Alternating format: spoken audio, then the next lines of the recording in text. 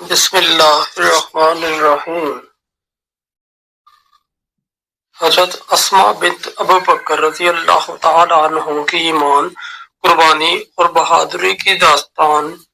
حضرت اسماء بنت ابو بکر جو ذات النطقین قد سے مشہور ہیں، اسلام کی عظیم خواتین میں سے ایک ہیں۔ ان کا شمار ابتدائی مسلمانوں میں ہوتا ہے جنہوں نے نہ صرف اپنی زندگی اسلام کے لیے وقف کی بلکہ مشکل حالات میں بھی دین کی خدمت کی شاندار مثال قائم کی۔ ان کی زندگی قربانی، صبر اور جرأت کا عظیم شاہکار ہے۔ ابتدائی زندگی اور اسلام قبول کرنا۔ حضرت اسماء کا تعلق قریش کے معزز خاندان سے تھا۔ وہ حضرت ابو بکر صدیق کی بیٹی اور رسول اللہ صلی اللہ علیہ وآلہ وسلم کی قریبی ساتھی تھیں۔ ان کے والد نے اسلام قبول کیا تو اسماء نے بھی حق کی آواز پر لبیک کہا اور دین اسلام کو اپنی زندگی کا مقصد بنا لیا۔ ان کی والدہ اگرچہ مسلمان نہ تھیں لیکن اسماء نے اپنے والد کے نقش قدم پر چلتے ہوئے دین کی راہ میں قربانیاں دینے کا عزم کر لیا۔ ہجرت کے وقت بہادری۔ رسول اللہ صلی اللہ علیہ وآلہ وسلم اور حضرت ابو بکر کے ہجرت کے وقت حضرت اسماء نے ایسی جرأت دکھائی جو تاریخ میں ہمیشہ یاد رکھی جائے گی۔ جب نبی کریم صلی اللہ علیہ وآلہ وسلم اور حضرت ابو بکر غار ثور میں پناہ گزین تھے تو اسماء ان کے لیے کھانے اور پانی کا انتظام کرتی۔ وہ رات کے اندھیرے میں خطرناک راستوں سے گزر کر غار تک جاتی تھیں۔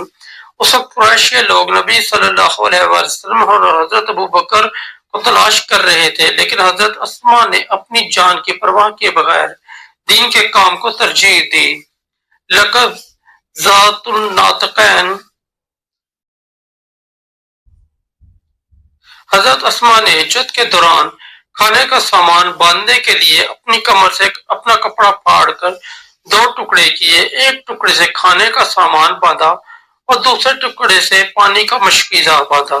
رسول اللہ صلی اللہ علیہ وآلہ وسلم نے ان کی اس قربانی کو سراہا اور انہیں ذات النطقین یعنی دو دوپٹوں والی کا لقب عطا کیا۔ حضرت اسماء کی جرأت۔ جب قریش کے سردار حضرت ابو بکر کے گھر آئے اور ان سے نبی کریم صلی اللہ علیہ وآلہ وسلم کی رہائش کا پتہ پوچھا تو حضرت اسماء نے نہایت حوصلے سے ان کا سامنا کیا۔ ابو جہل نے ان سے سخت لہجے میں سوال کیا اور یہاں تک کہ انہیں تھپڑ بھی مارا، لیکن اسماء نے اپنے والد اور نبی کریم صلی اللہ علیہ وآلہ وسلم کا راز فاش نہ کیا۔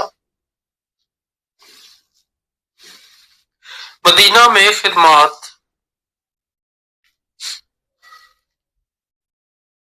مدینہ پہنچنے کے بعد بھی حضرت اسماء نے مسلمانوں کی مدد اور دین کی خدمت کا سلسلہ جاری رکھا۔ وہ خواتین کے درمیان دینی تعلیمات کو عام کرنے، زخمیوں کی دیکھ بھال اور ضرورت مندوں کی مدد میں ہمیشہ پیش رہیں۔ غزوہ بدر اور احد کے بعد قربانیاں۔ حضرت اسماء نے مختلف غزوات کے دوران مسلمانوں کے زخمیوں کی تیمارداری کی اور ان کے لیے پانی اور کھانے کا انتظام کیا۔ ان کی یہ خدمات اسلام کی تاریخ میں سنہرے حروف سے لکھی گئی ہیں۔ وہ میدان جنگ میں براہ راست موجود نہ ہونے کے باوجود اپنی خدمات سے ثابت کرتی تھیں کہ خواتین بھی دین کے دفاع میں اہم کردار ادا کر سکتی ہیں۔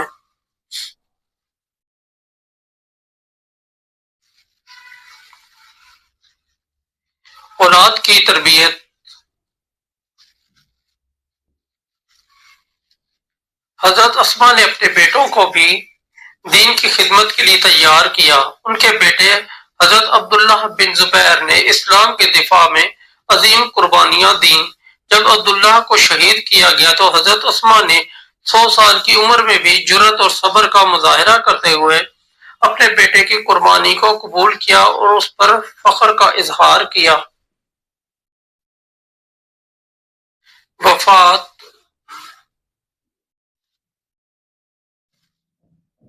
حضرت اسماء نے ایک طویل عمر پائی اور اپنی زندگی کا زیادہ تر حصہ دین کی خدمت میں گزارا۔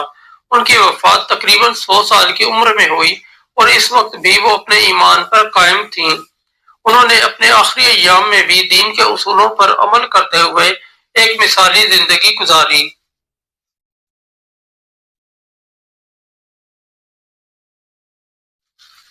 حضرت اسماء بنت ابو بکر کی زندگی ہر مسلمان عورت کے لیے ایک مثالی نمونہ ہے۔ ان کی قربانی، صبر اور دین کے لیے محبت آج بھی ہمارے لیے مشعل راہ ہے۔ ان کا لقب ذات الناطقین رہتی دنیا تک ان کی بہادری اور دین سے محبت کی یاد دلاتا رہے گا۔